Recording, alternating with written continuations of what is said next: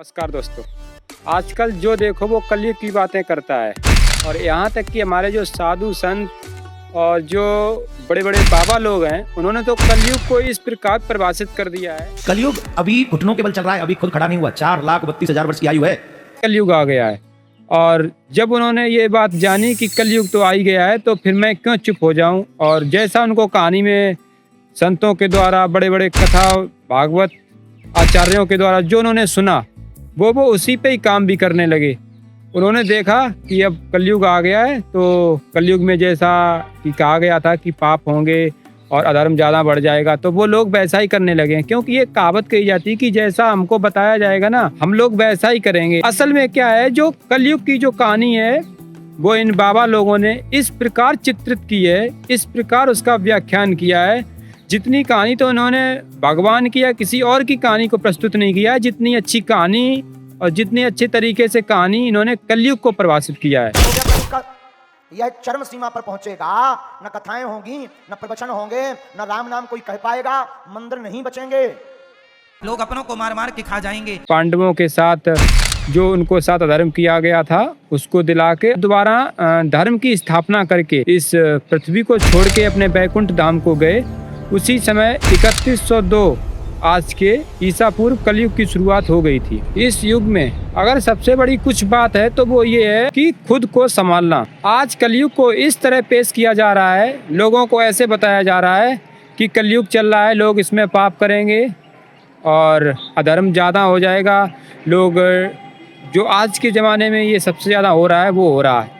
तो अब लोगों ने ये बात मान भी ली है कि हाँ अब कलयुग आ गया है, अब मुझे कोई चिंता नहीं, ऐसा करने से कुछ होगा भी नहीं क्योंकि कलयुग चल ही रहा है, उसके हम लोग प्रकोप में हैं। अगर सच में देखा जाए इस कलयुग में अगर सबसे ज़्यादा कोई पीड़ित है तो वो गौवंश यानी कि हमारी गाय माता ही सबसे ज़्यादा पीड़ित हैं। कहने के नाम पे सरकार ने इतनी गौशालाएँ खोल दी हैं कि जिनकी संख्या अगर देखी जाए ना तो लाखों में पहुँच जाती है, लेकिन उसका यहाँ पे मतलब कुछ भी नहीं निकलता है। और जो गाय हैं वो प्लास्टिक खा रही हैं, कहीं पे कूड़े के ढेर पड़े हुए हैं वो खा रही हैं।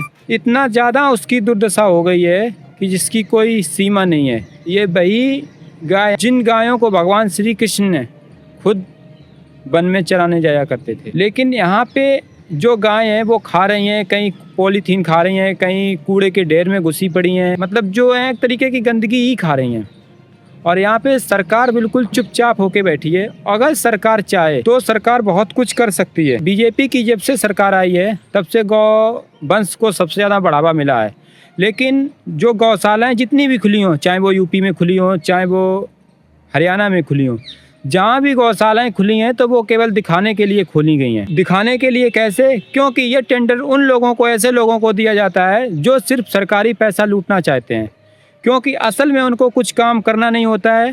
सरकार को दिखाने के लिए सरकार की आंखों पे पट्टी बंधी हुई है और उसको कुछ भी नहीं दिखता है कि क्या हो रहा है।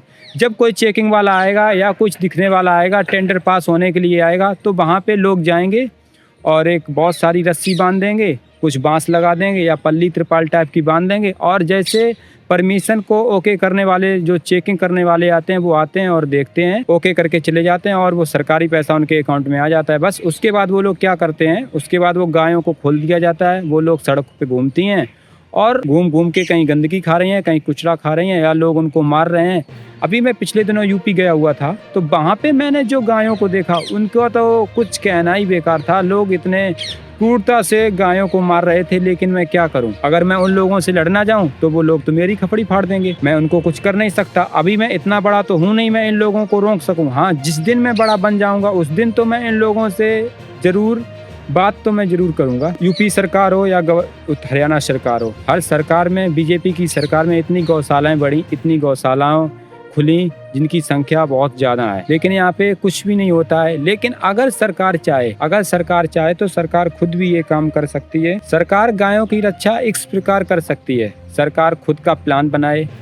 सरकार के पास इतने सारे टैक्सों का पैसा आ रहा है, कई सारे तरह के टैक्स है सरकार जो ले रही है, और सरकार को ये काम करना कोई भी कठिन कार्य नहीं है। अगर सरकार चाहे तो सरकार कुछ वैकेंसी निकाले, उसमें देखे गायें कहाँ पे ज़्यादा हैं, उन गायों को बुला के पहले तो सरकार वैकेंसी निकाले और उन वैकेंसियों में रोज़गार दे, उससे बेरोज़गार जो लोग हैं उनको रोज़गार भी मिल जाएगा। और जो गौशालाएँ हों वो सरकारी हों, जिसके द्वारा लोग ये समझें कि हाँ मुझे सरकारी नौकरी मिल रही है। ये नहीं कि वो प्राइवेट टेंडर किसी और कंपनी को दे दिया जाए, जो वहाँ पे काम करने वाले लोग हों उनको कुछ रुपए नहीं मिलेंगे तो वो लोग काम सही से करेंगे नहीं। जिस तरीके से और भी सारी सरकारी नौकरियाँ, इसी तरीके से अगर गौ माताओं को सरकारी समझ के, मतलब उनकी गौशालाएँ सरकारी बनवा दी जाएँ और लोग वहाँ पे काम करने वाले ये समझें कि हाँ मैं सरकार की तरफ से काम कर रहा हूँ, मैं सरकारी हूँ। जिस तरह से सरकारी सुविधाएं दी जाती हैं उस तरीके से हो, तो मेरा विश्वास है कि एक भी गाय जो आज प्लास्टिक खा रही है, कहीं गंदगी खा रही है, कूड़ के ढेर में कुछ खा रही है, लोग उनको प्लास्टिक खिला रहे हैं, तो वो ऐसा नहीं होगा कि वो गायें भूखी रहें। सारी गायें आराम से रह जाएंगी। उसके बाद सरकार को उससे और भी ज़्यादा फ़ायदा होगा। जो लड़के गवर्नमेंट ने वहाँ पे लगाए होंगे गौशाला में काम करने के लिए, वो लड़के वहाँ पे जब काम करेंगे तो उनसे, उस गाय से, बहुत सारी गायों से जब बहुत सारा दूध, घी और बहुत सारी चीज़ें, उसका गोबर, बहुत कुछ इकट्ठा होगा और वो बेचने के लिए काम आ जाएगा। लेकिन सरकार ऐसा नहीं करेगी, मैं जानता हूँ, क्योंकि सरकार इतनी भ्रष्ट हो चुकी है कि जिसकी कोई सीमा नहीं है।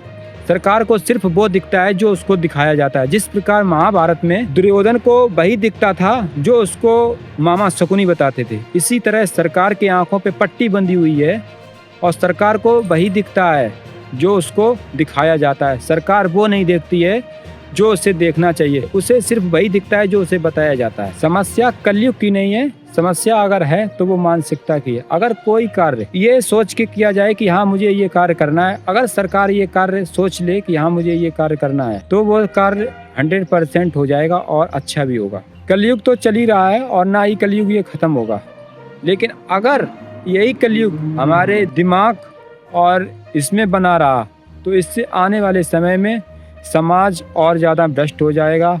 और सरकार तो पहले से भ्रष्ट है ही, उसका कुछ कहा नहीं जा सकता है। उसे तो बस टेंडर पास कराने के लिए एक साइन काफ़ी है, उसके लिए वो साइन कर देगी।